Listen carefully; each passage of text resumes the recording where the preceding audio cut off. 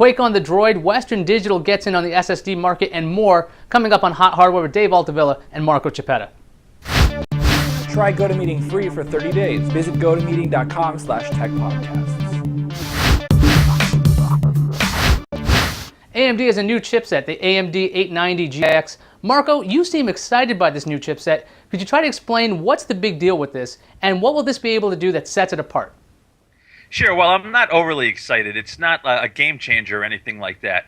But it's the first chipset that AMD has officially declared is ready for a Phenom 2 X6 6-core processors, so that's pretty exciting.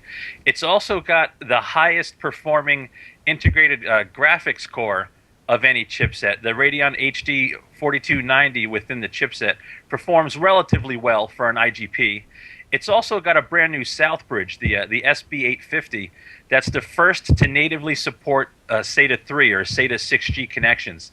AMD's actually pulled a few firsts with this chipset. Okay, so I'm going to switch gears here. Western Digital is doing something crazy. The hard drive maker has finally gotten into the SSD business. Dave, what do you think about this move, and how does the actual product perform? Yeah, it's actually a pretty bold move for Western Digital, historically known as a standard spinning media manufacturer, hard drive manufacturer for many years, one of the biggest names in the industry, obviously. And kind of the writing was on the wall with solid state storage and the actual the absolute explosion that the technology's had in the marketplace over the past year. And it's obvious that eventually we're all going to be running off of solid state storage systems. Certainly the data center perhaps would be the last frontier where bulk storage and the cost effectiveness of spinning hard drives is absolutely critical. But for the client and desktop and workstation markets, that can afford a little bit higher price tag, solid state is doable there. And Western Digital has seen that and has dipped their toe in the arena. How is the performance for the price? I mean, is it in line with the rest of the SSDs out there, or does it seem like the last generation? Where does this stand? Yeah, well, SSDs in general certainly are still, price prohibitive for the average mainstream end user. You're not going to see Dell, default configuring these things into their builds, right out of the gate here. But eventually we'll get there as the technology drives down the cost curve. But for Western Digital, the performance is decent, about 250 meg per second reads and 170 megabytes per second write, which is, kind of middle of the road. It's, middle upper range, I would say, in performance. But their price is a little bit out of line right now. $1,000 for a 256 gig drive. And I want to say, was it $499 for a 128 gig drive? So they're a little bit out of line out of the gate. And we're hoping that they can sharpen that pencil to compete with some of the other SSD guys in the market. That sounds crazy expensive. Hey, Marco, I was on HotHardware.com and I saw something really awesome. It was the ATI Eyefinity 6 edition. First, can you explain to the viewers what that is? And then, how are you liking this thing? Geek porn. Sure. Exactly. So it's basically all of AMD's high-end graphics cards, like the Radeon HD 5870. The GPUs are capable of outputting 6 independent displays. So they're coming out with a version of the 5870 that's got 2 gigs of RAM on it and 6 DisplayPort outputs. And you're able to connect 6 independent displays, but run them as a single large surface.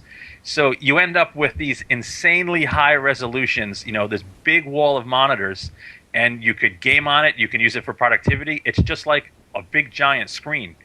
It's really, really nuts. It's one of those crazy things that we get to play with doing what we do at Hot Hardware. What was the resolution you were running on those 6 screens? Because you said they're not just like stretching out one 1920 by 1080 image.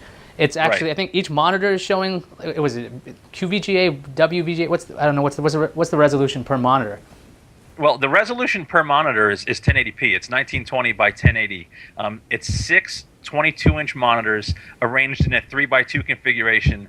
The overall total resolution is 5760 by 2160. So way beyond anything HD. Just That's super, insane. super high. It's equivalent to 3 30-inchers, but you could actually hook up 6 30-inch monitors if you wanted to. And this can support that? Crazy. Yeah, it can do it. That's really impressive. From gaming on the big screen or big screens to gaming on the little screen, Quake 2 and 3 are now on the Motorola Droid. Dave, are you going to replace your gaming rig with the Droid? No, that's not going to happen anytime soon. And actually, let's take a quick step back. Hey, Marco, we got one little caveat that we want to ask the LCD manufacturers in the marketplace, right? With these multiple panel setups that would just perfect the experience. Thin bezels, people. We need thin bezels, right, Marco? I totally agree, 100%. Yeah, seeing the video, it looked a bit like you were looking through a bay window. You had these big pillars on the sides, but I mean, at least the bezels are getting a lot smaller. It's not like the old days where, you ever tried to do this with a CRT? Not exactly very easy to physically do it, let alone the bezels on those were gigantic. Right. We were at CES and LG had a bunch of big TVs with no bezel that looked awesome when they were all scaled together in this big wall of displays. And so the technology's coming, you know, somebody's done it, LG's done it, and we're hoping that others can do it as well. But yeah, moving forward into our next discussion here, the Quake 2 and 3 on the Motorola Droid to the little screen, the 5 or 7 inch jobby or smaller. Yeah, pretty impressive. There was this end user out there, I'm trying to think of the name of the blog that this kid put it together. Not a kid, a guy. He was Android and Me is the name of the site. You might want to go check them out. But yeah, he was able to port Quake 2 and 3 to the Motorola Droid.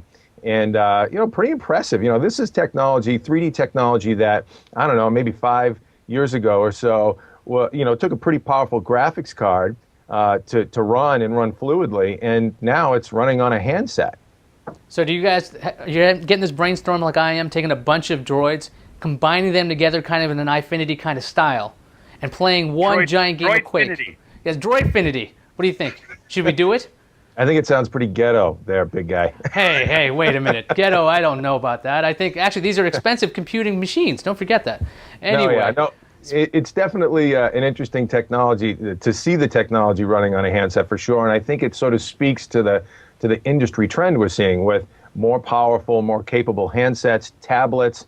I think personalized computing is coming to the market more and more, and it's exciting. I mean, one of the things you're seeing at HotHardware.com is, you know, an expansion of our scope and our focus and coverage from not only desktop computing, which is, you know, kind of a core and where our, you know, our heart is and started, where our passion is, but to personalized computing on the go, and to see, you know, Droid running Quake 2 and 3. I mean, that's just cool stuff, and we want to see more of it. Well, let's say you didn't want to do computing on the go. Let's say you want to sit at home with an awesome gaming rig, but you're broke.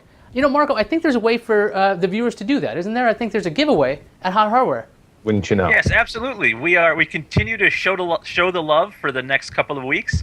We are giving away a CyberPower PC gaming rig. All you got to do is come by the site, make some comments in our news or in our forum, and you're automatically entered. You got a shot to win a Core i7 based machine with a Radeon HD 5870 and a Kingston SSD. Really, really nice system. Now, people can't win by calling in like they just tried to do right now. They have to go through the forums, I think. All the information's at hothardware.com.